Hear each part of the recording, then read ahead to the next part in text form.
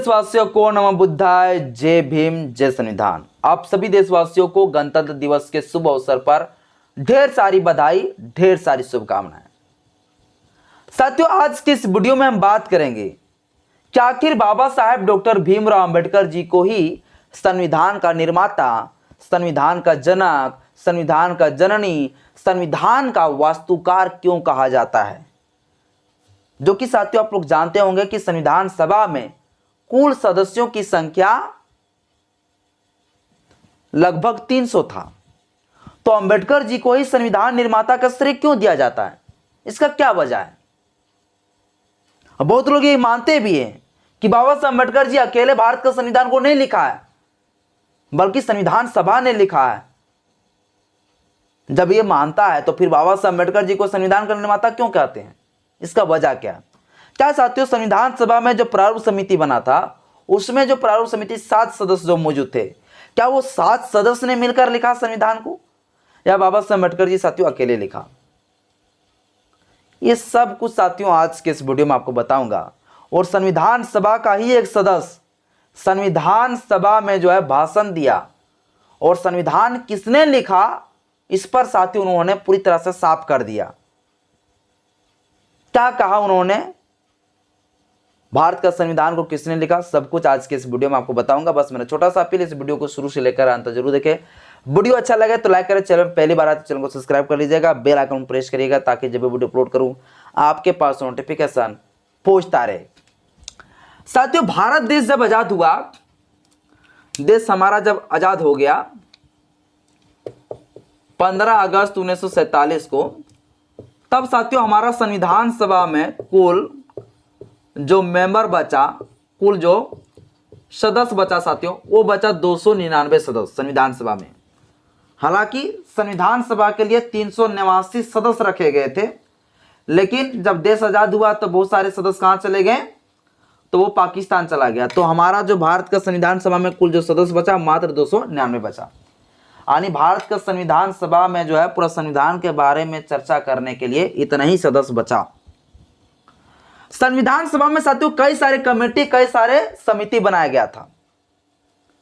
इसलिए बनाया गया था क्योंकि बाबा साहब अम्बेडकर जी जब भी संविधान को लिख रहा था, प्रोविजन कर रहा था, तो जो कमेटी बनाया गया था उस कमेटी को दिखाता था कि देखिए भारत का संविधान हम जो लिखे हैं, राज्यों के बारे में जो हम चर्चा किए हैं, राष्ट्रपति के बारे में जो हम प्रोविजन किए, ये सही है या नहीं है। तो उनका काम था सिर्फ देखना। तो साथियों संविधान सभा में कुल जो है जो समिति बना था टोटल, वो समिति साथियों कुल बना हुआ था 21, याद रखिएगा 21 समिति बना था। और ये 21 समिति में से साथियों सबसे प्रमुख समिति था प्रारूप समिति। क्या था? प्रारूप समिति। इसको साथियों हम इंग्लिश में ड्राफ्टिंग कमेटी कहते हैं। इस प्रारूप समिति में साथियों कुल सदस्यों की संख्या था 7 सदस्य था इसमें। और 7 सदस्य में साथियों सबसे हेड था बाबा साहब अम्बेडकर जी। बाबा साहब अम्बेडकर जी को अध्यक्ष बनाए गए थे। बाबा साहब अम्बेडकर जी क्या थे? अध्यक्ष थे साथियों। बाबा साहब अम्बेडकर जी अध्यक्ष थे, जिनका काम था भारतीय संविधान का प्रारूप को तैयार करना, भारतीय संविधान को लिखना। अम्बेडकर जी साथियों इतना आसानी से प्रारूप समिति का अध्यक्ष नहीं बन गया। बाबा साहेब डॉक्टर भीमराव अंबेडकर जी को 2 बार चुनाव हरा दिया। संविधान सभा में नहीं आने दे रहे थे मनुवादी लोग, क्योंकि बाबा साहब अम्बेडकर जी जब संविधान सभा में आ जाता ना तो संविधान अपवित्र हो जाता, संविधान सभा अपवित्र हो जाता। इसलिए साथियों अंबेडकर जी को 2 बार चुनाव हरा दिया और अंबेडकर जी को संविधान सभा में आने नहीं दिया। अंबेडकर जी साथियों अंत में मुस्लिम लीग के पार्टी से जो है बंगाल से चुनाव जीता, और बंगाल से चुनाव जीतकर साथियों कहां गया? संविधान सभा में गया। लेकिन साथियों आपको पता होगा कि बाबा साहब अम्बेडकर जी को फिर इतना दुख हुआ कि जिस क्षेत्र से बाबा साहब अम्बेडकर जी चुनाव जीतकर गए थे संविधान सभा में, वो क्षेत्रीय साथियों चला गया पाकिस्तान। जब भारत का विभाजन हुआ, अब साथियों बाबा साहब अम्बेडकर जी संविधान का मेंबर रहा ही नहीं। बड़ा मुश्किल से तो संविधान सभा में घुसा, 2 बार तो मनवादी लोग उससे हरा दिया, और जब किसी तरह से संविधान सभा में बाबा साहब अम्बेडकर जी घुसा मुस्लिम लीग के पार्टी से बंगाल से चुनाव जीत कर गया, बंगाल से, तो वह बंगाल का क्षेत्र भी साथियों कहां चला गया, पाकिस्तान में चला गया 14 अगस्त 1947 को। अब बाबा साहब अम्बेडकर जी संविधान सभा का मेंबर रहा ही नहीं, तो संविधान कैसे लिखता। अब साथियों देखिए, बाबा साहब अम्बेडकर जी संविधान सभा से बाहर हो गया, लेकिन फिर भी भारत का संविधान बाबा साहब अम्बेडकर जी ही लिखेगा। अगर बाबा साहब अम्बेडकर जी के बिना अगर भारत के संविधान को लिखा जाता और लिख लेते, अगर कोई किसी में पावर होता, तो साथियों बाबा साहब अम्बेडकर जी जब संविधान सभा से बाहर निकला ना, तो फिर बाबा साहब अम्बेडकर जी को संविधान सभा में आने का मौका ही नहीं देता।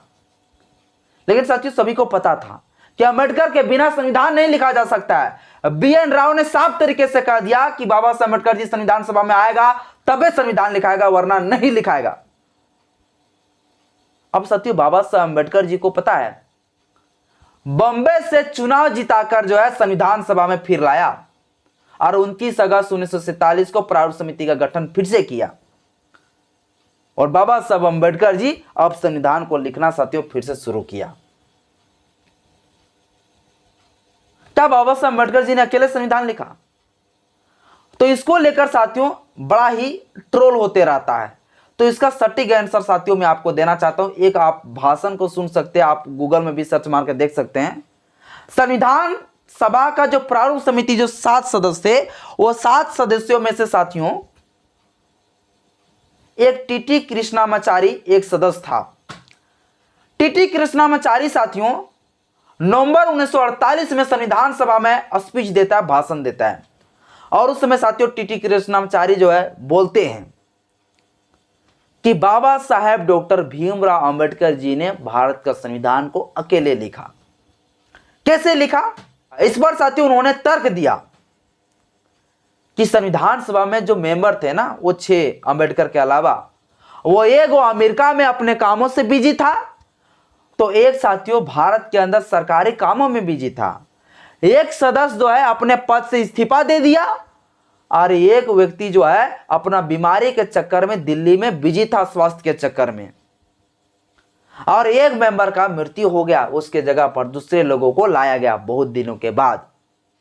इस प्रकार से पूरा संविधान का प्रारूप समिति पूरा जो सदस्य थे वो खाली हो गया, और सिर्फ बाबा साहेब डॉक्टर भीमराव अंबेडकर जी को अकेले या पड़ा भारत का संविधान को बनाने में।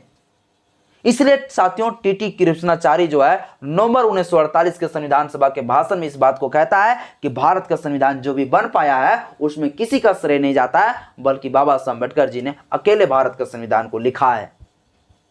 यह साथियों टीटी कृष्णाचारी जी कहते हैं। सुन सकते हैं, उसका स्पीच को भी सुन सकते हैं।